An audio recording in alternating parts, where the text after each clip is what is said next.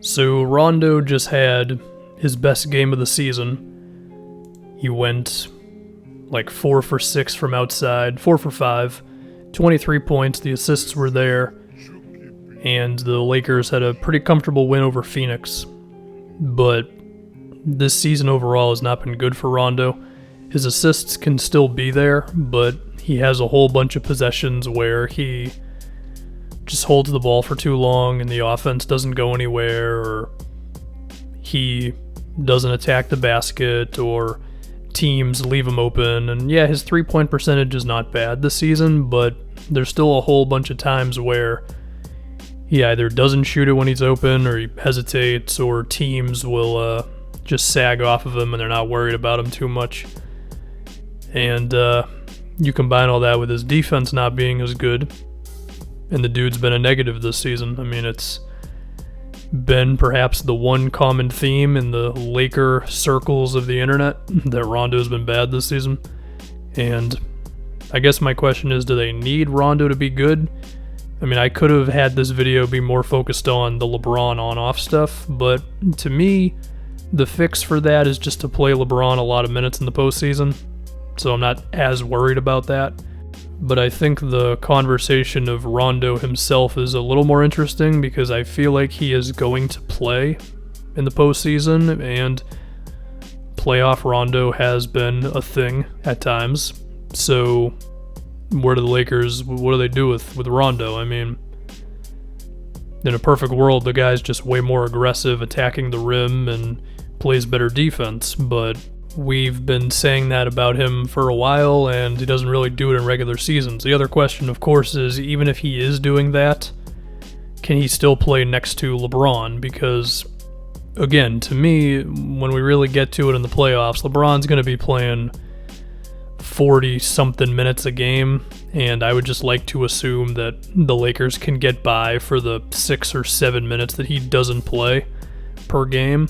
But if Rondo's going to play 20-something and he's going to be playing next to LeBron, then that's going to be a little different because, I mean, even if Rondo is going to be aggressive and attacking and maybe his threes are even a little better, teams are still going to dare him all day to do stuff, and I just don't know if he's going to be playable, but I feel like he's still going to play. And I think this is partially why we saw all those Darren Collison rumors, because I think the Lakers, the coaching staff, and maybe even LeBron deep down knows that Rondo has not been that great for them, but as far as the regular season is concerned, I don't totally think they care because you just simply got to get through the year, And also, if you're looking at ball handlers besides LeBron on this team, it is basically Rondo. I mean, I guess your next best bet is Caruso, maybe? And even then, I don't know if I'd be comfortable with Caruso dribbling that much. I mean, I like him as a player, but in terms of secondary ball handler, it seems like Rondo is really the only bet on this team. That or they just run more stuff through Anthony Davis. And so I don't know what the resolution for all this would really be. I mean, I just have a tough time believing Rondo just wouldn't play in the postseason. And again, we have seen Rondo step it up in the playoffs. Now, at a certain point, I think that just simply won't happen. I mean, the dude's 33 now, and how many times are you going to see a guy be bad in the regular season and then become a different player in the playoffs? It's not a thing that happens normally, you know what I mean?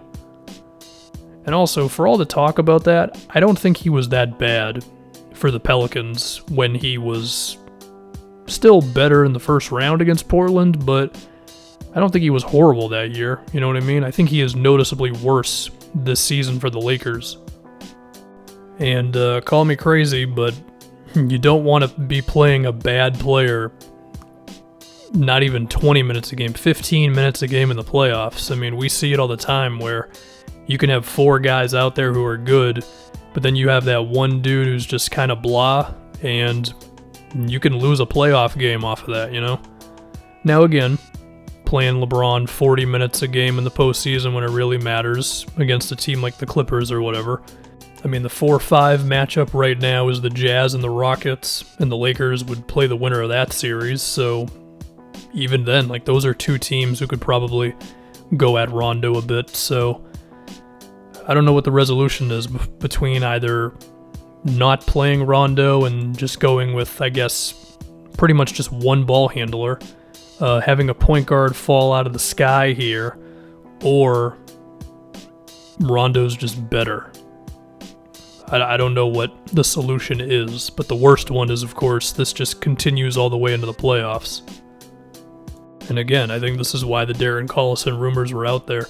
I guess another thing to think about would be between KCP, Danny Green, Kuzma, Bradley, Caruso, and then maybe some small minutes here and there from like Quinn Cook or something, and then Anthony Davis in the like 7 or 8 minutes that LeBron doesn't play when you really need him. Maybe that's enough. I mean, I think AD is a good enough ball handler and passer to get you by against certain second units. But even then, I mean, if you're facing a good defense, which the Lakers as of right now would be doing in round 2, then that'd be tough to just have a certain amount of minutes without LeBron. So that is about all I got. That's Rajon Rondo for you.